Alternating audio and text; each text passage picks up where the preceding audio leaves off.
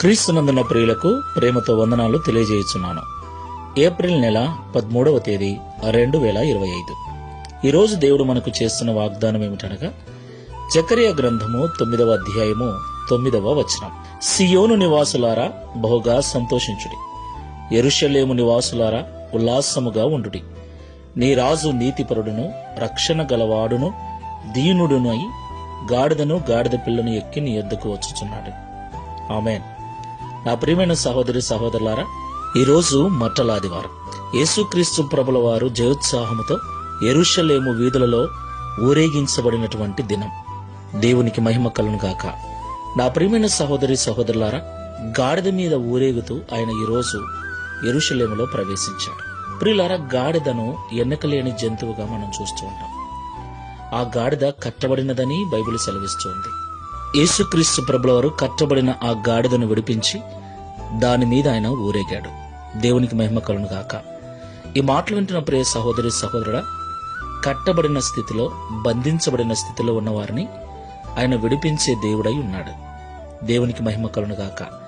పాపములో ఉన్న వారిని విడిపించుటకు రక్షణ గలవాడై ఉన్నాడు. శోధనలలో బాధలలో బంధించబడిన వారిని విడిపించుటకు దీనుడై ఉన్నాడు. పాపములు నలిగిపోతున్న వారిని విడిపించుటకు, శాపములో బంధించబడిన వారిని విడిపించుటకు నీతిపరుడై ఉన్నాడు. దేవునికి మహిమ కలుగును గాక.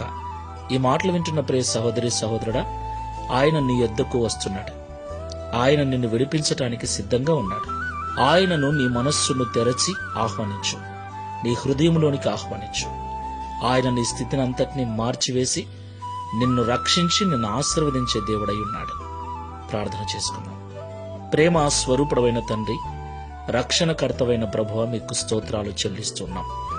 నైనా నీవు దీనుడవు, సాత్వికుడవు, రక్షించే రక్షకుడవు, పాపం నుండి విడిపించే నీతిమంతుడవు. అందులో ఎలాంటి సందేహము లేదు తండ్రి. ఎలాంటి బంధకాలలో ఉన్నా వారిని విడిపించుటకు సమర్థుడమైన దేవుడవు నీవు. స్తోత్రాలు చెల్లిస్తూ ఉన్నాం. అయినా ఈ దినమున కట్టబడి ఉన్నటువంటి గాడిదను విడిపించి దాని మీద జయోత్సాహముతో ఊరేగిన దినం. అలాగే మాటలు వింటున్న వారిలో వ్యసనాలలో, బాధలలో, అప్పులలో, సమస్యలలో, ఆర్థికపరమైన ఇబ్బందులలో బంధించబడి బాధపడుచున్న వారిని విడిపించి వారి జీవితములలో విజయమును అనుగ్రహించి విజయోత్సాహముతో సంబరాలు చేసుకున్నట్లు కృపను అనుగ్రహించు.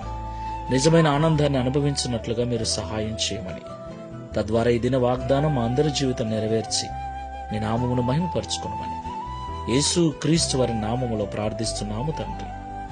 ఆమేన్. Praise the lord. God bless you.